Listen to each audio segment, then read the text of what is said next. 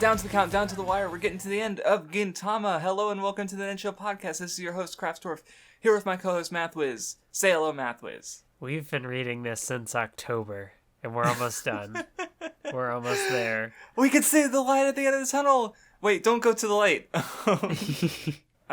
So before we get into comments, the poll. It was actually pretty close for a while at the start there. Like, they were neck and neck for a little bit, but then eventually Dragon Ball did pull ahead, so we will be reading Dragon Ball. Whoa. Yeah.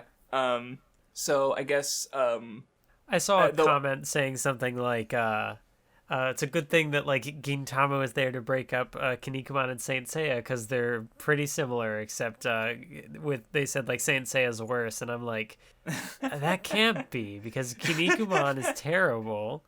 And at least, like, bare minimum, I feel like Saint Seiya, I've been told, has cute boys in it. So, yeah, I was about to say, like, even if it's not very interesting or good, and it's just, like, straight fighting, like, at least aesthetically, I think you would prefer Saint Seiya much more so than Kinnikuman, right? Where it's, like, because, yeah, Pretty Boys, apparently kind of, like, you know, really, like, took off with the whole Fujoshi stuff.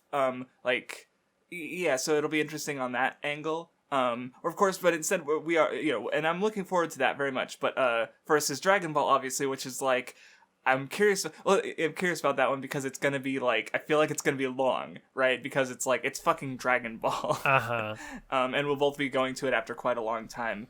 But so thank you for anyone who suggested ARC listings. There were a couple comments about it. I did have some people who I know, they actually had both read Say and they discussed it. So I have a ARC listing for Saint Seiya, but the one I don't have is Lost Canvas, which is, I mean, I do know someone who's read it, so they can just do it, but it won't be a problem for like a few months, so he can just do it whenever, right? Mm-hmm.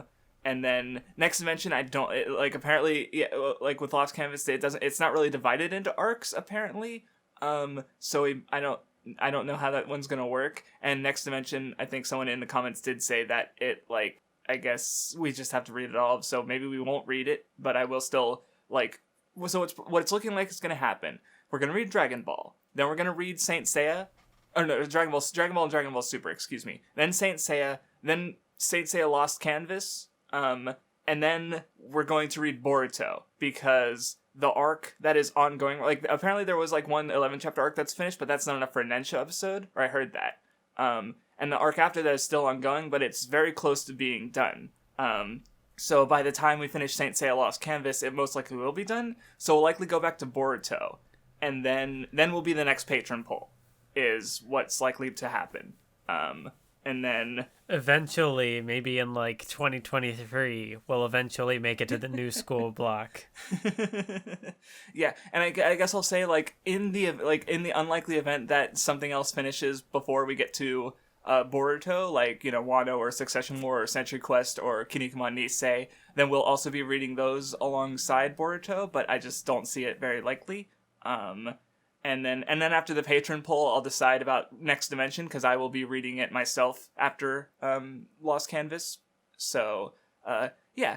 And then after the patron pick, the idea is to do the 90s block, which I guess to get into comments, because Max Musterman, he had a couple other things I wanted to respond to, but one thing he did say is that he thought the new school block was next. And I understand the confusion, because when we started the podcast, I'm pretty sure the idea was, okay, after we finish the big three, we're going to do the new school block, or the old school block, and get some old series done, and then the new school block, where we talk about some new series. But then we changed, at one point we did change it, and I'm pretty sure I said it in the podcast, but, you know, maybe he didn't watch that series. No, I feel like Max Musterman's been reading along, because I think I remember he said that Kinnikuman was the first series he dropped for the Nen Show. But maybe he just forgot, which is fair, because, like, we've only been doing it for 3 years. Excuse you for not remembering every single detail, right? But we did decide, I just kind of went, like, we just did the decade blocks. And part of that was because, there were so many series from like the 80s and before that I was interested in, that, like, so part of the reason was to, like, split up the old school block, the 79 and before, and the 80s block. Which, and then at that point I'm like, well, why not just do every decade? So that's why right now we're doing the 80s block, then we'll do the 90s block, then the 2000s. By the time we get to the new school block, it won't even be new school, because like at the time that we would have conceptualized it was like 2017, 2018, and by the time we get to it, it'll be like 2023. By the time we get to the new school block, it's not unreasonable that there will be enough chapters from action series that started in 2020 or later that we could talk about those. And that's what I'd be fine with, because like one example of a series that I think like, man, this would be cool to reread and talk about on the Nen Show is Mission Yozakura Family, which I've been pretty fond of since I started reading it when it was 10 chapters in, and like it's in its first big arc right now, but it's still only like 7-8 volumes. So, but in a couple of years, it could easily have the minimum 10 volumes of finished content required to do on the Nen Show, right? So yeah, by the time we finish the new school block of 2010s, like we might actually like that. It might be the semi new school block, and then we'll have to do the actual new school block of 2020 and like stuff that started after we started the Nen Show, which is kind of interesting. Because even the new school block is like, what's the kind of stuff we'd read? Like My Hero Academia, Black Clover, all stuff that existed before we started the Nen Show. So specifically starting series that were publishing while we were doing the Nen Show is kind of interesting. Especially considering that like that block would have included, it was basically the 2010s block, which now by that point would be like... the earliest series, old. I think Noragami started in 2010, so that's a series that has been going over a decade now. So it's new school, right? It started in 2010, but it's like, I mean, I guess, but also like, especially like, how long have you been into anime and manga? Less than that. Yeah, of course, but because I got into anime in 2012, but I was into manga in like 2006. And even then, mostly popular stuff. So it's like, so at least for me, Noragami is still like, it's like, yes, Noragami. Like, I because that's the thing that happens when you're an anime fan for a while, because it's like, you just have to have that moment of realization where it's like, because when I got into manga, like, Gurren Lagann was really popular, and so I have to like, oh yeah, it's almost 15 years old. Like that kind of thing. Or, Madoka's, like, this is Madoka's 10th anniversary. Okay. Sorry, I just had a moment of me being old. Excuse me. So yeah, Musterman also he had a bunch of stuff, but the specific stuff that I thought was most interesting was his mentions of Oboro, like how Takasugi took out Oboro's eye, and they're both disciples of Shoyo, and it's eyes, interesting, because I hadn't thought about that, and that's just another. One of the many things like I'd probably like maybe pick up on rereading or watching Gintama. Did you have any comments to respond to? I think the one by is it Chadi Farah, the one with basically the comment about like whatever Gintoki says about breakfast, and how like basically like getting at like the main like ethos of Gintama. Mainly like I'm reading that and I'm like, cool, I can appreciate that conceptually. It's just one of those things where, like, if I found Gintama's humor funny, then I probably would get that big, like, I would feel that thematic payoff, and I'd be like, yeah, I can really, I don't know. Yeah, no, there's just another instance of, like, Gintama does a lot of cool things, but it's just not quite art. Like, this arc, Mathwiz, like, this is more than what anyone could reasonably want as far as like shonen action series payoffs, right? Yeah. Like I love the Force. Like I reread Naruto. I love the Force Shinobi World War. It's a fucking great arc. But like this arc, as far as like giving the character payoffs to the whole cast, just like it just gives everyone. Everyone, Mathwiz, every fucking character gets a big payoff. Yeah. And it's like I was familiar with how Sorachi does things, so like in itself wasn't surprising, but seeing like how he does it, and like he really fucking brought that in and did this with it, you fucker. Like it shouldn't be surprising, but it's so nice to see, and like it's just like, how the fuck do you think about this shit? Like, because he's like contextualizing 600 plus chapters and going back all the way to the fucking beginning, and oh yeah, remember this thing? Boom, it's important again. And it's like, you motherfucker. Like one of the most important things this Judge Chapters was that little short arc with like the baseball and the Miko priestesses and who were tied to Sadaharu, and that because I'm like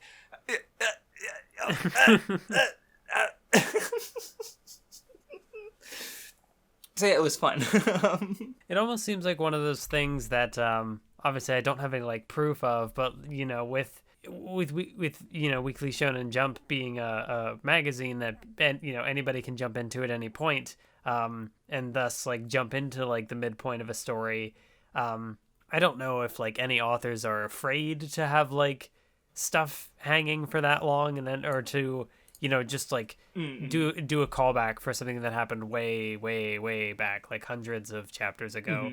But yeah, he did it because like those characters showed up, and I'm like, who are they? And it took me like a few pages to be like, oh, yeah, it's like yeah, it's a lot that it and because and it's basically like 4 devas.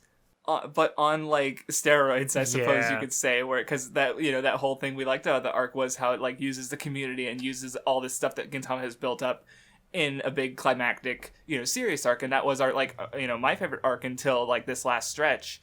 And here's like you like 4 devas, well now it's like fucking 5 devas, like 8 devas, like let's fucking go. Like I don't know what that even means, but you understood what the joke was.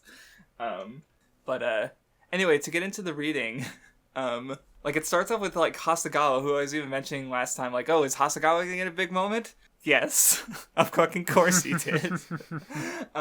Where it like even just at the start, where it's like he's a guy who's been at his lowest, you know. So like when all of Edo is reduced, you know, everyone in the city is reduced to like his position. He's already has experience there, so he's able to like pick himself up quicker and you know lead in a sense.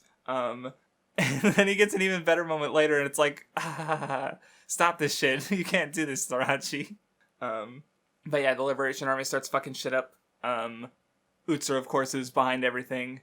And yeah, I guess as far as like what you were saying with like, you know, various details, like Hasagawa was the chief of the investigation or immigration bureau for like a chapter, like his introductory chapter.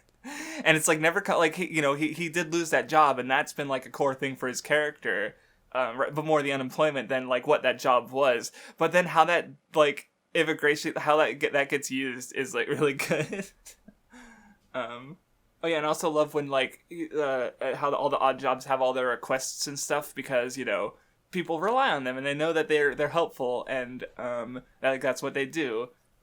So you just have this you know big like visual representation of how much people like have hopes in them and how much they are like valued as part of the community, even though they're also like complete fuck ups and idiots and degenerates, and but that's part of the appeal, isn't it? I suppose. I don't know.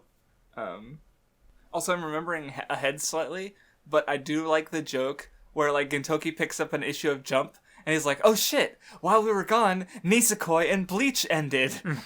What's Jump gonna do without their pillars? It's like losing 2 pillars of the magazine like that. And it's just like, because yeah, that was, the Rakio was the longest arc up until this point. Yeah. So it's just like, and it's especially like, and we've read Bleach. I've read Nisekoi. I like them both. So seeing, you know, that just reference, like, I don't know, it was funny. Though it's also interesting, I guess, because like, you know, you also have certain YouTubers being like, Bleach fell and it was canceled. But like here you have Sorachi, who works in the magazine, with editors who work in the magazine, being like, wow, Bleach is important. It's notable and important. It's a support. It's a pillar. It's so interesting. But anyway, like there's so many moving parts. I'm reaching my like this is the earliest I think I've had the issue of like how do I talk about this? Where because I'm like scrolling through and like okay, there's Nobunobu in space with dealing with the Liberation Army in space with you know Katsura, and then there's everyone on the ground and they're fighting and they're unifying and. But then I'm just like, but there's so many characters. Stop showing up. Well, they did get Nobunobu into the role of Shogun, who is a dumbass and gets everybody makes fun of him. Yeah, like he had his big character moment in the last arc, so now he's able to sort of like he does get closer to Shige, which is a thing that comes up later. He was able to be the thing that he wasn't able to be, that he was the opposite of a couple arcs ago. Right, and so like he gets a moment where he like he's eating food with all the all the commoners. Like, he's no longer trying to be above them, and then and he has to shit himself, which becomes another thing. And it's like, yeah, I mean, what do we expect at this point? It's Gintama. Gintama be as Gintama be. But yeah, then like the negotiations happen with the misunderstandings regarding like, because nobody, like, or he just has to use the bathroom, but then they're assuming like, oh, Earth has weapons or something like that, and it's just like, yeah, okay. And then the negotiations actually like work. And Shinpachi's just like, no, your negotiating skills are fucking shit, literally. So yeah. Oh yeah, and then there's Nen Show, the Gunsmoke Prince, who's kind of one of the major antagonists for the arc. He gets introduced. I mean, he gets his fight later, so I suppose I'll wait on him. But they do just set him up here. How did you feel about this reading overall? I feel like about the same as last time. We're like, okay. Well, it's like actually, you liked not quite but... the same as last time, because like I did enjoy it, and I don't feel like I have a ton to say about it. But then there's also the fact that, like, we did get a decent amount of comedy in the earlier section of this reading, and I don't think Gintama's funny most of the time. So there's the stuff where it's like it's clearly doing stuff thematically with it, and just in general, like, there's a lot of good payoffs in this arc. But then also when it's trying to be funny, I'm just like, just stop. Just stop. I don't even have like the energy in me to have like a big rant or anything. I'm just like, it's been 10 episodes of this. We're on 11. Can we go? I want Toriyama humor. I want poop on a stick. Let's fucking go. I don't know what that was. But anyway, so going through, you get the first kind of clash with Gintoki and Utsuro, which obviously I couldn't really think about back when I first read it, but he's trying to reach Utsuro with his sword, which goes back to the flashback, your sword cannot reach me, which gets referenced a couple times. And sure enough, his sword isn't able to reach Utsuro yet. And like, kind of like thinking back to up to the later fight, like, his sword is only able to reach Utsuro when he's working together with everyone. So kind of like following up on that whole character arc of he's had of just, protecting people and allowing himself to be protected. But, I guess we'll talk about, I might have more to say when we get there in the reading. But anyway, after Gintoki's failure, I can't see, it's like, like when the Shin Sengumi showed up, I was like surprised. And I realized I shouldn't have been, because it's like, yeah, these are like some of the most important characters. Like, of course they're gonna come back in again. But I just like, I guess I hadn't quite caught on to like, yeah, the arc's just gonna bring in everyone. So here's the Shinsengumi, and I'm like, oh yeah, these guys. I guess I should have figured they were gonna show up and be, because you had a lot of moments of just like, the cavalry has arrived. Like, I think one of the last ones was Umibozu. Who came in like a little bit after Kamui did, and the 7th Division. And of course this was an early one with the Shinsengumi coming in. But I don't know, it's good to see all these, like, not just the characters coming back, but I just like those moments of like the reinforcements have arrived and they just get a cool entry pose and it looks cool and it's like, yeah. And of course that humor you love, where there's like a weird joke of Yamazaki having shat out his old soul or something like that, and it's like, yeah, like Yamazaki just keeps getting these weird transformations. Like, he was Mountain Zaki in the flashback, and now he's like Rambo for a little bit, and it's like, okay. Oh yeah, I fucking forgot. That was a rival, like an assistance that I didn't fucking expect was Kintoki.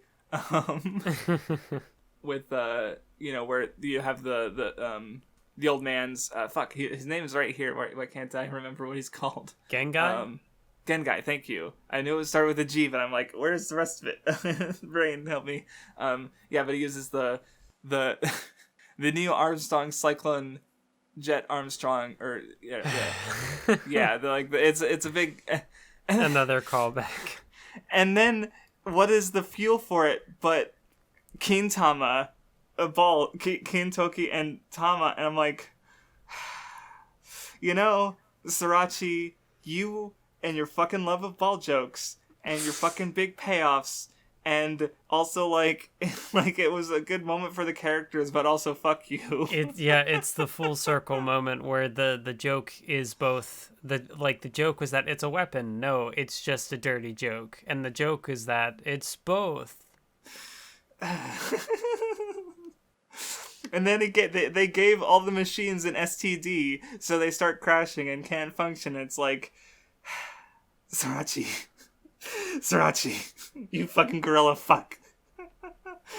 I don't know what to think about that.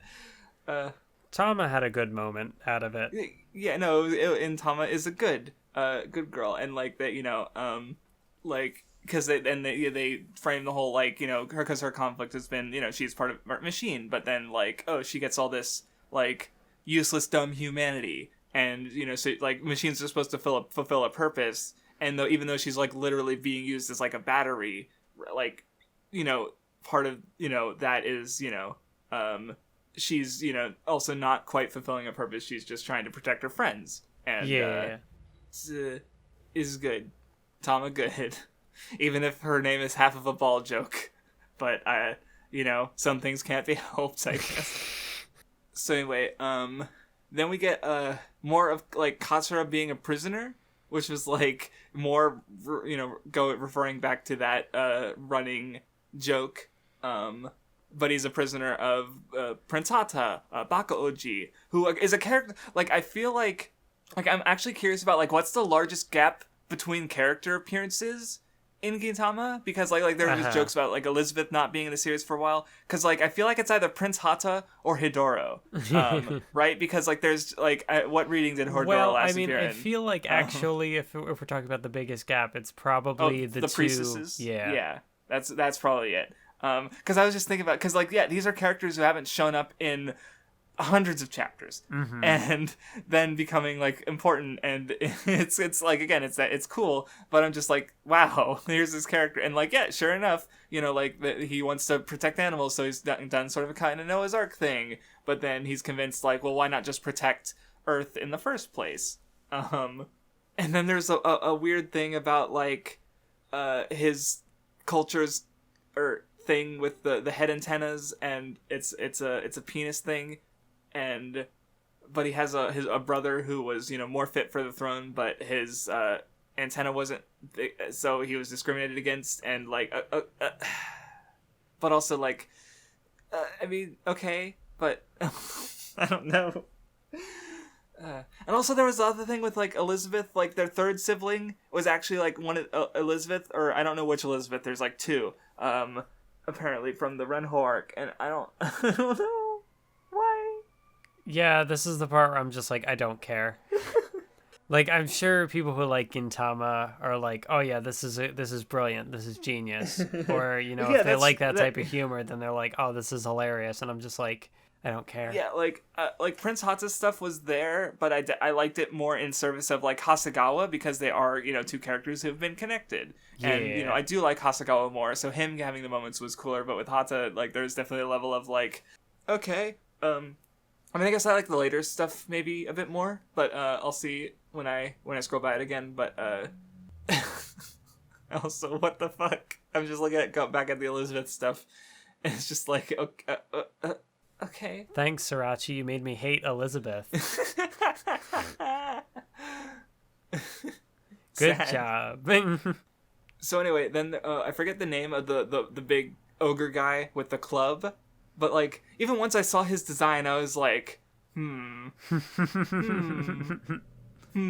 of course, he had all these appearances. But, like, I gotta say, as far as, like, an antagonist goes, he's, like, he's used in contrast for, like, at least three, like, characters in, like a pretty long fight. Like, first with Kyubei and Tsukio, because he's kind of like, oh, this is a battlefield. Like, why should women and children shouldn't be on the battlefield. But, like, I remember a line, I think it was from MASH, the sitcom, or the comedy show taking place in I think Korea, Western sitcom, but like where a character has a line about how like responding to like war is hell, where it's like no, hell is for sinners, war doesn't discriminate, right? Like women and children get caught up in war, and that just reminded that here, because like yeah, but in attacking Edo, they're causing lots of suffering to lots of people. So like for him to discriminate on a war zone is like ignorant. And so you have Kyubey and Tsukio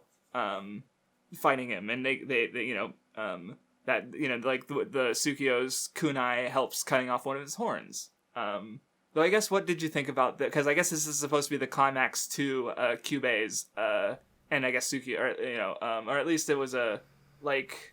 If anything, I would say that this part, just kind of, like thinking about like in general, like my feelings on Gintama, they're like, even though Kyubey should be the character that, like, I think Kyubey is still the character I like the most, but there's like, Gintama doesn't really have anything that I just like, like unabashedly with no qualms love.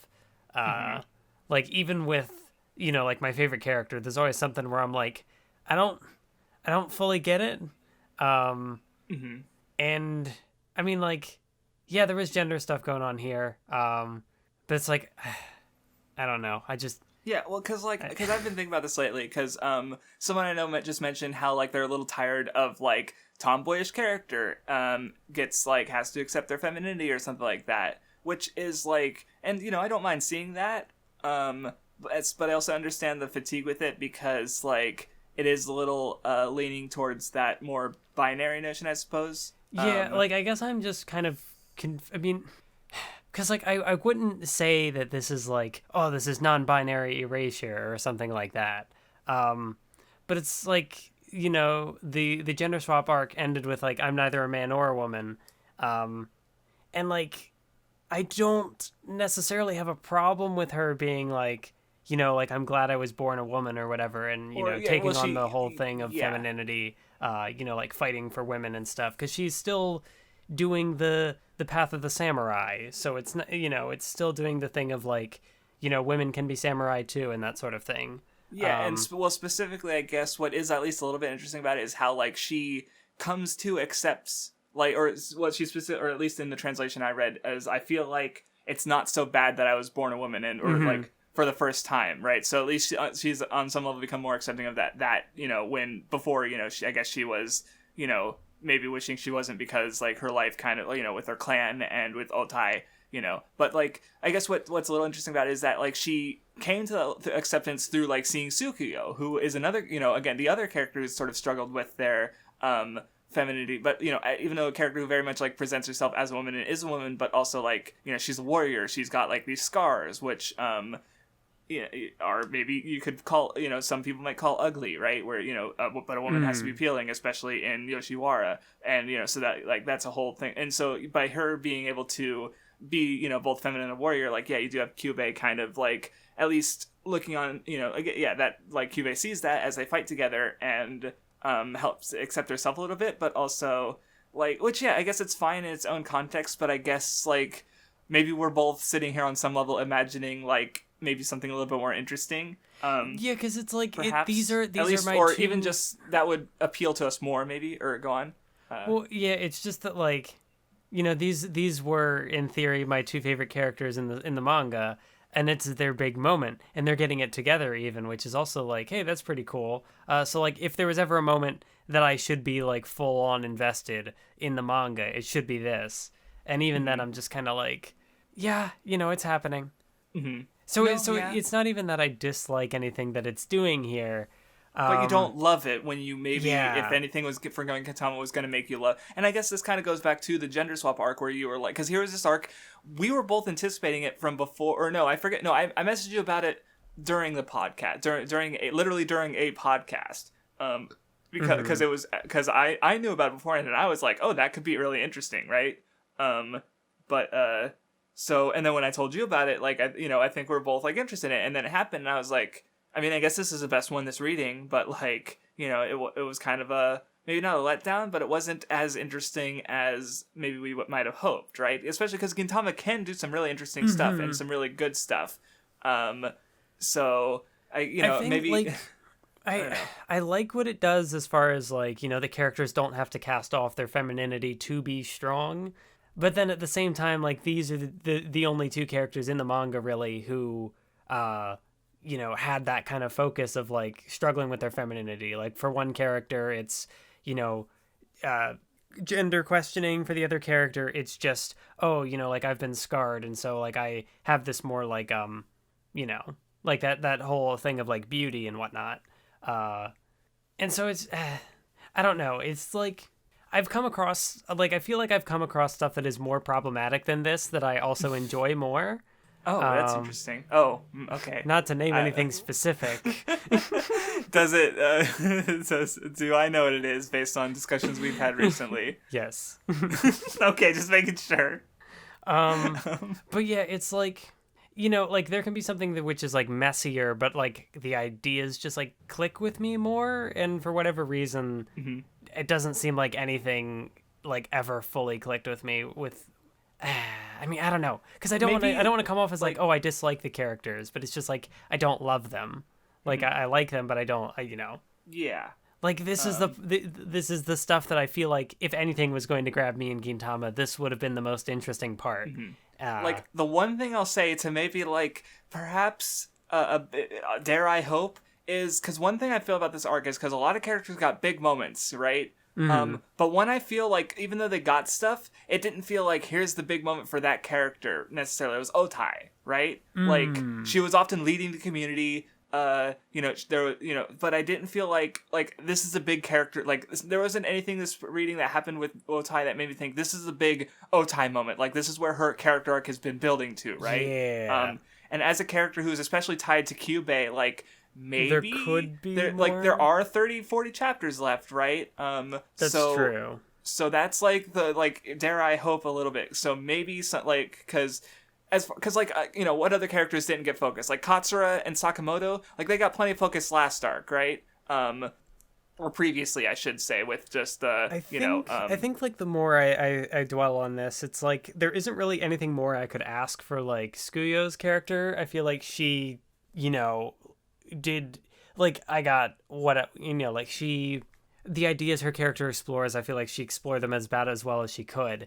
But then, like, with Kyubey, I think going back to even the very beginning, where in that first arc I had talked about how, there was kind of, like, this subtext of, like, how does Japan deal with homosexuality, as well as, like, a woman's role as far as, like, the samurai goes, and then the gender stuff. And it's like, well, like, I would hope that it would deliver something on, like, one of those fronts. And, like, I guess the samurai part it did. But then it's like the other two where it's like, if Kyubey is still, we had like the moment in her previous arc, the gender swap arc, where she was like, I'm neither a man or a woman, but she's still not like casting off that femininity per se. But then there's also the matter of like, what is that situation with Otai? Like, it's basically like Gintama sets up these things that maybe it was not false expectations, but like, I shouldn't have developed those expectations in the first place that like, oh, Gintama's going to like challenge something or it's going to, commit to one of these ideas. And so if it kind of just goes down the middle where it's like not really committing to either like addressing a potential like, like homosexual relationship or just like some sort of comment on that. Because like again, like in the gender swap arc, it did the thing where Otai was like, "Oh, Kyubey's a man now," and suddenly that changes everything. And right. It's like I don't know. I still am left wanting more, I guess, and I don't know if Gintama will provide that. Like we're at the point now where I feel like it would have provided it. Maybe one. Which thing is I'll not. do, it's again or... like it's not like Gintama had to do this. Like Gintama can tell its own story. It's just like. I had said this before, that if I want that type of material, I can go and read other stories. Right. Like maybe after, we finish, like maybe one of us can go read all the Kyubey stuff like all at once. Cause that's one thing I've been thinking about with, cause it is such a long series. Yeah, it is broken up a lot too. Right. Yeah. So reading everything of one character at once to getting all that, like all that whole arc, like, right. Like, it would be a little easier to compartmentalize all the information, right? And like maybe there'd be something one of us would notice that we wouldn't have otherwise. Especially, Kyubey has been at the center of much of our like crafts and Mathwiz talk about gender for 5 hours. So maybe that would be worth a look, even if we don't notice anything in particular, just to like see But I mean, like, even in this podcast, like, I really wasn't saying anything, and then we started talking about Kyubey, and it's like, okay, you I haven't guess been I'll this talk. talkative since at least like Farewell Shinsengumi and Shogun Assassination. Like, Mathwiz, you're back. But so like, even if it's just like, yeah, I guess it didn't do much for me, like, that's still, I guess, somehow more interesting because it's topics that you were interested in, like, because that was when I feel like, because I remember that for some reason that was like the first reading, we were like, yeah, Gintama, and then after that was Yoshiwara in Flames, so we're like, okay. We were just kind of like out of it for a little bit, I suppose. But then I don't know. It's Gintama. It's been back and forth like that from chapter to chapter, even. So, like, wait, what was the one? It was from the gender swap arc to the manga guy in prison or something like that, where you're just like, well, that went from 100 to 0 in interest real fast or something like that. Like Gintama. So, speaking of that, is he going to show up? He hasn't. Oh yeah, you're right. So anyway, after that part of the battle, or that moment that we talked about, is they're looking for Gen Guy because he did the canon, and so they get like a kind of Spartacus moment where like everyone's like, I am the genius who made the canon, and then like Otai gets thrown off the building, and Jirocho and his daughter get a cool entrance, and I'm just like this is especially where I'm getting like the Ford Davis vibes, because like, hey, this was a character from Ford Davis, and so and you got good follow-up moments with like he's thinking back to Otosei's husband, and how, Gintoki's sort of carrying on that will, and is good. Oh, there was also that part in there, a joke that actually landed, where what? The 7-3 guy had his flashback, and Jirocho's just like, do you really need a flashback? And it's like, he just rejected his flashback inside the flashback. That was pretty funny. So I was gonna make a joke like, what, a Gintama joke landing for Mathwiz? Like, NASA has a higher accuracy rating by sending satellites fucking millions of miles into space. Like, I don't know. But so speaking of things hitting, so after that is again, like I said, like I was kind of getting an inkling once I saw the Ogre guy's design. And then, sure enough, you had a chat. He gets a little flashback where he's like, something about some guy he met in space with horns is talking about like, oh, my flower finally bloomed, and I'm like, no, and then, yes, Hitaro Sorachi finally made the Hordoro arc real, like. I mean, he already betrayed me by putting Hidoro on the cover of a volume and then having him not fucking show up in that volume. He did show up in that volume. That was the joke. The joke was that he was an Eva unit. Oh. No, not in this reading. Like fucking volume 22 or something like that. Oh. The first time he showed up in the... No, sorry. I see. But he did show up like once after that. And see, here's my thing with Hidoro. Do I play up how much I like Hidoro as a joke because it's funnier to say that I like a side character more than I like the main cast? Yes. But also on some level that irony like is based in truth, because when he showed up at the end of this chapter, I actually like went like, yeah. Like, I'm just sitting there reading alone, right? And I'm cheering to myself because, like, fucking Hidoro's back! And, like, getting his big moment in the series. And so it's like, is he my absolute favorite character in Gintama? No. But, like, here I am, like, losing my mind over his appearance. More so than any of the other, like, reinforcements moments in the chapter, I think. Even though I thought they were cool, none of them quite got me like the Hidoro ones. So, I don't know where the line between irony and reality is. But I like Hidoro, so whatever. But he's just being Hidoro, and it's still fun. Like, he's inspiring fear, and, like, just clumsily, like he fucking knocks the guy's way off, and his arm flies off, and the club is left there. And he's just like, oh, yeah, since you guys won't apologize, I'll just bop each of you on the head. Just a little bit of... It's just like, that's fucking terrifying. And then it turns out that, yeah, the flower is like a parasite, and the actual Hidoro is still under there, and he's like a monster who's ready to, like, exterminate humanity. And then you get this weird joke with, yeah, the Evangelion thing where, like, Gintoki's Shinji piloting him, and, like, okay. Sure. That happened. Yeah, and in there you also had like the two wizard people. I don't remember what they're called. Yeah, from the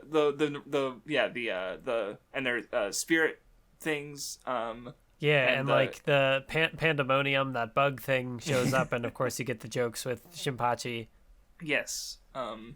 Yeah, and then after like that stuff, it kind of like we get a brief like cool down period where they're kind of able to just sort of relax through the night, and also comedy, which is oh boy, your favorite. I will say I don't mind seeing drunk Tsukio. She's funny. Because she's just like losing her mind and destroying everything. But anyway, it goes back with there's the station in space that's gonna help destroy the world with Earth with along with the what are they called, the dragon veins, and so that becomes like the big thrust for the second half of the arc of this reading, I should say, because I guess the arc is kind of neatly divided into thirds, I suppose. Because there's the first part with that we just finished with all the initial conflict on Edo and everyone's sort of gradual arrival to help defend it with the Neo Armstrong cannon, and then you have the second part with where space comes into it and they have to avoid the ship crashing into Earth, and then we have the last part which we haven't read yet. So I have a comment about like what the last part might be, which I think is funny. But we'll maybe a couple, but yeah, we'll get to that when we finish the discussion. We've already been having a longer discussion than the last episode. I know. So I just looked over and it's like, wow, this one's already longer than the previous episode. So, I mean, so speaking of episode length, though, I will say the next one is probably going to be short. And my reason for thinking that is like when we started the podcast, yeah, the Naruto and One Piece episodes were like. There are still the longest episodes of the Nen Show, where we had long readings, which is why we stopped and started having shorter readings, because holy fuck, I don't want to edit a 4-hour episode. And also we had to do the arc rankings and stuff. But I feel like since then, the last episodes have been shorter than expected, I guess. Like the one that really surprised me was Ashita no Joe, because I think like here's the finale of the series. We got to do our arc rankings and characters and stuff, so it'll probably be a long episode, and it wasn't. It wasn't the longest episode in that series. So I feel like Gintama is going to be the same, especially because the series which we have historically, I think our opinions on Gintama are pretty clear right now, right? So I feel like the next reading is going to be. I'd be surprised if it passed an hour, even with the arc rankings and stuff. But we'll see. But yeah, this one's already longer than the last one at least. So 20-minute Nen Show, let's go speedrun edition. Speedrun. Let's get Gintama over as soon as possible. But Mathwiz, that means you have to read it soon. No, okay, I don't know. But anyway, with the space station stuff, it starts off with Takasugi, where he's going to be the one to destroy the world. Yeah, this was I liked this fight and how the gun smoke guy kind of contrasted him. And of course, you get his flashback where he has said like, yeah, I'm going to walk over the corpses of everyone, but it's not like I mean, he's definitely like sacrificed some people, but they're usually not people his comrades he values, right? And so like even though he says that he'll step over their corpses, he's like it's not like he's throwing away those corpses. It's like if those corpses are there, like if those sacrifices are made, he will continue to push forward. Right, and like he does value the lives that are lost for his cause, and so and he'll like with Bonsai, he does his best to keep him alive, even if he does and then right, and then which of course contrasts him well with the Gunsmoke Prince, because his whole thing was that he was a warrior who fought in a war, but then once he lost everything that he had to protect, his only, he just wanted to go back to war. There's even the whole part where, he would throw away all his comrades in order to keep fighting. Right, because he doesn't have anything but fighting. So, their whole, I forget, I think there was a good line, but I forget, I was going to say it, but I'm like, wait, I can't remember the line. But yeah, just how they, they're going to fight against Earth even if it's pointless, just to, fighting for the sake of fighting, right? Which, of course, by virtue of that, it contrasts with Takasugi, who like even though he wants to destroy Earth too, but he also he doesn't, like, because he is willing to protect his comrades. He has I'm not gonna outright say he's been saved entirely, because I don't know where his arc is going, but he's at least like we have enough context with him now that we know his deal, and we'll see what happens in the last arc. But he's not as far gone as he might have seemed when he first appeared, right? But yeah, that was a good fight and conflict. And then you have the Yato, with where you got Kamui coming to the rescue, and there's the guy who's like really obsessed with blood and purity, where he's like, oh yeah, I've been alive for 200 years, and then Kamui and Kagura are like, yeah, but our mom is like thousands of years old. And he's saying like, oh, old blood is no good. It could be bad too. And it's like, shut the fuck up. And of course, Umabozu comes in. Wasn't as into that fight myself, but what did you think about it? I zoned out for a second. During the fight, or from the conversation? No, the conversation. Oh yeah, the Kagura, the Yato fight with Kagura and Kamui and Umabozu against the guy with the mask and the hat. I mean, yeah, it was good for their like family stuff, because like, oh, everybody got to meet up on Earth as a family. Yep. Yeah, that good was for them. And I guess that was it. That was all I had to say. Yeah, no, I didn't have much to say about it either. So I realized I skipped ahead with the Takasugi fight, but I don't remember how much more I had to say. Oh yeah, and also like the moment where fucking Nizo shows up with bonsai. For a second I was like, wait, are you alive? But no, it was like, no, he was seeing a body that Takasugi stepped over, and then he kind of dies, and I was like, okay, that makes more sense. But I did have that moment. It tricked me too. So I'm glad I'm not alone there. I mean, it's Shounen, characters can just come back, and it's like, yeah, sure, why not? Right? But no, that's not what happened.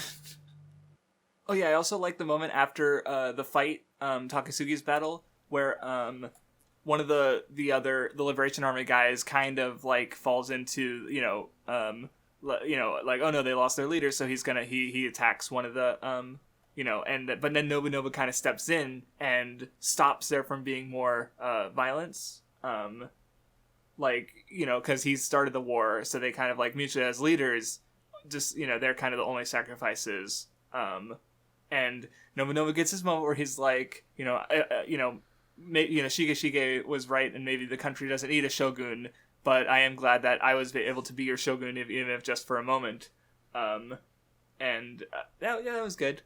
Mm-hmm. Yeah, the overall like Nobunobu's character arc was really solid. Yeah, and especially like with how it works with Shigeshige, and they end up on the same level and agreeing with each other, so it's cool. Also, I didn't watch them yet, which is like, because White on my server has been bugging me to watch them, and I just forgot to get around to it, but apparently I think it has to do with, because I think I already saw a screen cap from it, I think it has to do with Nobunobu, but apparently the end, or which opening is it?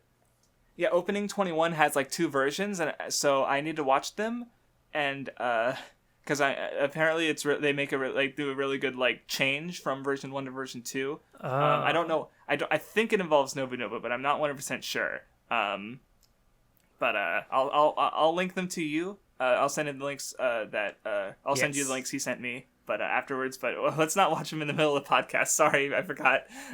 But anyway, after Nobunobu gets his moment, then you get probably what you said is like the largest gap between character appearances with the Miko priestesses, and the puppy, to where they come to calm the dragon veins so that Utsuro's plan doesn't come to fruition.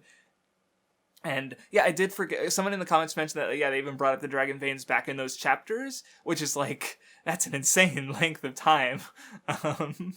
So because I definitely had that moment of like, no fucking way, these characters. So, and I like that shit. Like, I think I mentioned it back in the One Piece podcast where I just love those moments of like, wow, this character, here's Silver's Rayleigh showing up in volume 3. Yeah, definitely. Beating, that kind of shit. It's really good. And so here's Gintama doing it. It's like, yeah, I like it. Even if, like, yeah, in the moment reading those chapters, I don't think I cared particularly much about them. But, like, giving Sadaharu some good stuff is good. He's amazing. He's one of the main characters. He's with the main characters, at least. So yeah, sure, I'll take it. Because like you get all the flashbacks where he's just like, even when he was out with them, he like goes home first and greets them when they come home. And because he's like the guard dog of their house or their second floor rather. And so he's fighting to go back to that, and it's nice. Good talk. And also, like, I think I've never quite... Because Sadaharu, I would say he's the mascot character, right? Like, yeah. And so, but I can't remember an instance where a mascot character has been, like, so important off the top of my head, right? Like, compared to, like, Bleach, where Kon just kind of stops existing, thankfully. And was only really interesting in, like, the first, like, time he showed up. Right? Where Chopper, like, was deliberately designed to not be a mascot character, but then became cuter over the time anyway. But, Sadaharu's, like, still has this level of, like, he's literally, like, in the Dragon Bane, stopping Earth from being destroyed, and getting all this, like, this context, and it's, like, I was like, I don't remember seeing a mascot character, something like this with a mascot character, rather. So I was like, neat. Oh yeah, that I did think that was good actually. Like I'm looking forward, and when Hata like sort of contextualizes like why he had this fascination with animals, that was a recurring thing, especially in the earlier parts of the series where it's like, he was alone, and he surrounded himself with the animals, but then he didn't love things that didn't comply with his wishes, so because he only loved himself, but then he did eventually come attached to humanity. And he stayed on this planet where he continually like suffered and was beaten down, like, which I guess goes back to like the Nobunobu thing where he was someone who was above as royalty, but he came to like this space where he was brought down to a more normal level, right, where like he's not just interested in humans as like potential pets, like he does, he never left the planet, and here he is like having the chance to find a way to defend it. And of course, but he doesn't know the he's he puts his trust in Hasagawa to like, well, if you think I did the wrong choice, then hit me. Right, because like it's like, okay, like that's a good Hata moment. I like that. And especially with like, of course Hasagawa hits him as he do, but then like especially the way that he comes up with the correct solution, and like I especially like his line about how like he's using his experience as the immigration officer, but then he's like, he's free to do whatever he wants because he's unemployed. And I'm like, okay, that's good. So, I don't know. Hasagawa got good payoff. Oh, yeah, so we also get the last popularity poll, which I assume it to be the last popularity poll. There's not a lot of time for another one, honestly. Yeah. I think my favorite thing about it, because like overall it's like, yeah, this is about as expected, but what I do like is that like, because Gintoki won, but the character placed at the most like focus is Shinpachi. Like they're celebrating, he's not in 8th place anymore, he made it 7th, woo, and he's like crying, and it's like like that's funny. I like that. Like him transcending his 8th place is it's treated with a lot of fanfare, and so I appreciate that. But anyway, then we get the battle with Utsuro. I gotta say, I like this panel. I'll send it to you, but it's I see. Yeah, where he's specific. Like I cropped out the other text box in the panel, but I just love the image of like Utsuro with the sword in one of his eyes, and he says "I see," and it's just like it's got half the energy as that one Karapika picture from the movie where he's got half the energy. Exactly. Right. Yeah, because Karapika's like, I see, but he's got a blindfold on his face, and so here's Utsuro with the sword in one of his eyes. I see, and it's just like, I don't know, something about it. Like I saw it, and I was like, I could use this, so I took it. And I'm going to use it, but it's funny. I don't know why I think it's funny, but anyway, Utsuro sort of talks about how like, oh, humans still fear me, and they're like, you got a lot of things. Everyone's coming together to fight. You have a bunch of different like, everyone's trying to find ways to keep him from regenerating. And he's a tough fucking bastard. Like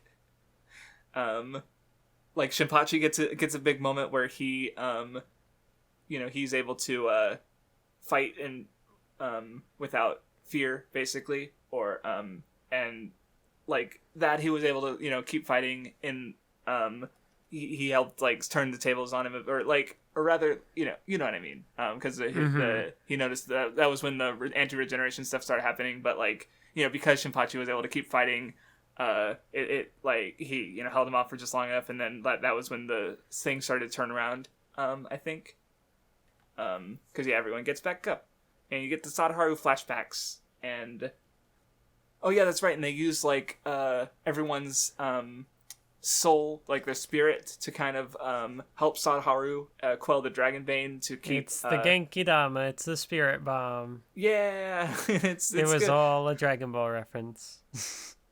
Hold on, I had something to say about this. It was all a Dragon Ball reference. Oh, that's why. Like, it's chapter 666. There's like a fucking pentagram in the sky, but the contents of the chapter is like the most wholesome shit, because you have everyone working together to protect their city and their friends, and I just like thought that was funny that this is chapter 666 specifically that this happens in. And then in the next volume, the table of contents goes back in time, like 10 chapters, which is a funny mistake in the translation, where, like, I don't know how that happened, but for some reason, like, with both of us, we saw it and we were like, wait, hold on, I thought we were almost done. How do we have, like, 10 chapters left in the reading? Because for some reason it goes, like, it says the first chapter in volume is 656, but then damn it, I was thinking of chapter 600, or wait, I don't know what's going on. I don't know, the number is all weird. Maybe I'm wrong. Never mind. About the chapter 666. Damn it. But yeah, everyone is able to keep fighting against Utsuro and not give up.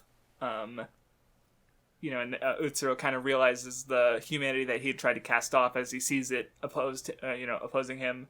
And I really like the panel where, like, everyone's, like, stabbing through Utsuro at the same time. Right? Because, like, it's not just Gintoki's blade reached him, but, like, it wasn't just Gintoki's blade, it was everyone's blade, right? Like, which goes into the unity thing.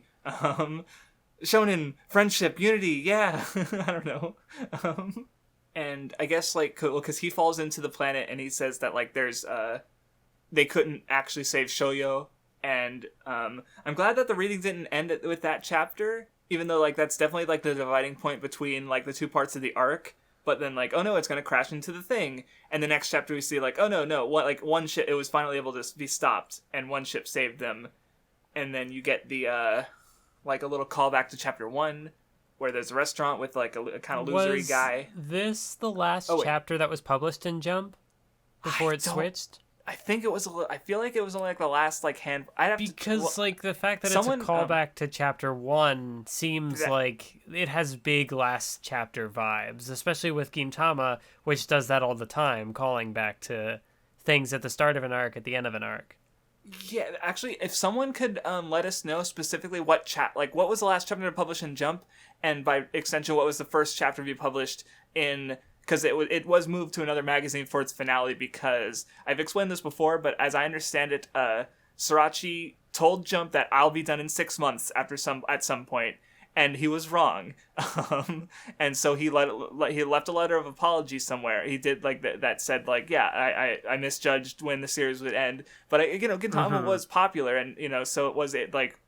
So instead of, like, being forced to wrap it up in Jump, they allowed him to finish it in another magazine, basically. So as I understand, like, some of the chapters are even, like, longer than normal. But yeah, I don't. That's a good point, because, like, if this would have been a good book end. Like, this was the perfect, like, because, like, the last chapter 668 ends on a cliffhanger. This one also ends on a cliffhanger, but in a different way, because it like concludes stuff, but then it also, like, starts new stuff. But yeah, and it does offer, like, a good bookend to the series. So, like, if this was last chapter published in Shonen Jump, that would be pretty perfect. But because otherwise I just can't think of why he would do this, like why he would re-reference chapter 1 when the conflict wasn't fully resolved. Like Utsuro falls into the thing and the ship falls, and then what? Like what happens that's next? the thing. That's what I'm curious about, because like Edo's been rebuilt over 2 years to a degree, and like so now we get to see like what's changed, or if anything, like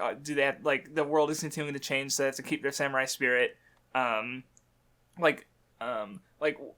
and so, well, like, one thought I had that I thought was funny is because back, I remember when we were talking about, like, one of the first series we read, you talked about how, like, the big climactic stuff happens, and then there's, like, one chapter of following action, right? Mm-hmm. And that's the end of the series. And I feel like, I don't know what happens in this last arc, but if I don't see it being as climactic as what we just read, right? Yeah. Because that was, like, it wasn't all of this arc, but it was, like... Is it a return to comedy? Well, like, even if it's not that, even if there is some action, like, it's still going to be following action in general, right? So, like, I just think it's funny that Gintama does the thing that you've been, like, thinking of since, like, we started the Nen Show. But I'm already so uninterested that I can't appreciate it. I know, it's so sad that Mathwiz is kind of like, man, I wish there was a shonen series that had, like, longer following action, resolved, it just ends things. Like, I guess Yu Yu Hakusho did kind of do that, but then it also didn't end the last arc climactically in the first place. So, or there wasn't a big climax in the last arc at all, because it just kind of like tournament arc, and then we don't, like it just, it's Togashi, and we talked about that. We already had that discussion, but so, like, I guess but I don't know what the last arc is, because maybe it is a return to comedy, but like, and maybe there will be some action, but it's definitely not going to be how can they up this in like 30-40 chapters? Mm-hmm. I don't see that being possible. So I don't know what the last stretch of the arc is going to be, but I'm curious, because Gintama's already been a little bit different than like any other shonen series I've like read, or we've talked about at least, because just of how it structures itself, like the fact that it has its first 20 chapter arc after like 500 chapters, right? And just how it uses, like, does the episodic thing. And so, like, it going back to like the slice of life stuff after the big, like, 3 arcs and then this one in a row of just like big action climactic stuff. I don't know. Maybe it will be actiony some way. Like, is it gonna like give us the resolution for the characters, like Otai at least, or like I have no idea. Like, I have no fucking idea, and that's interesting. Like, because like obviously at the end of Rakugo Decisive Battle, it's like, yeah, they're gonna go back to Earth and have big action fight thing. Well, they did that, and there's still more of the manga left, and I'm like, what the fuck? That's neat, but also like, what am I in for? So, mm-hmm. I guess I'm looking forward to the rest of the reading. But that, I guess, about covers it for the first half of Silver Soul. Any other thoughts, or aside from please let it end, God? I mean, yeah, I'm ready to be done. So in that sense, I'm looking forward to the end, because I'm looking forward to moving on. And being over. Okay, yeah, no, I understand. I'm curious as to what you rate it, because you gave You think I'm gonna give it a rating at all? You think I cannot? You think I understand what kind of a rating to give this series? Gintama 0 to 10, too big brain for me. I don't know. Gintama was like my conception of scores has completely broken, in part because of Gintama, in part because of all the shonen movies I've been watching. Mm-hmm. So I don't know. I might not have a score for it. Or at the very least, like, if I had a negative score for it, I don't need to subject people to that. No, I mean, and I feel like, scores, yeah, they are kind of arbitrary in the first place, but, like, because at the end of the day, like, if you've listened to now 11 episodes of a Gintama discussion, and you don't have an idea of how we feel about it, like, did you have the volume muted? Are you okay? Like, I think it's very clear how we each feel about Gintama, right? So, like, assigning a number rating is just, like, how we feel about Gintama, I guess. So, yeah,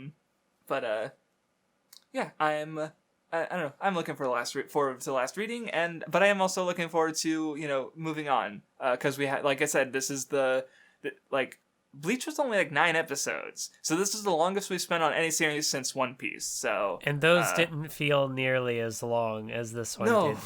Right? Well, because like One Piece you liked a lot, so obviously it doesn't. Even if we did have longer and we didn't really have longer readings. Like if anything, we had shorter readings. But and then like Bleach, we had longer readings, but it's a quick read. Kinnikuman was another story. But because again, very wordy and very episodic. So but we're almost done, Mathwiz. We're free soon next time. Thank you for listening, and we will see you next time.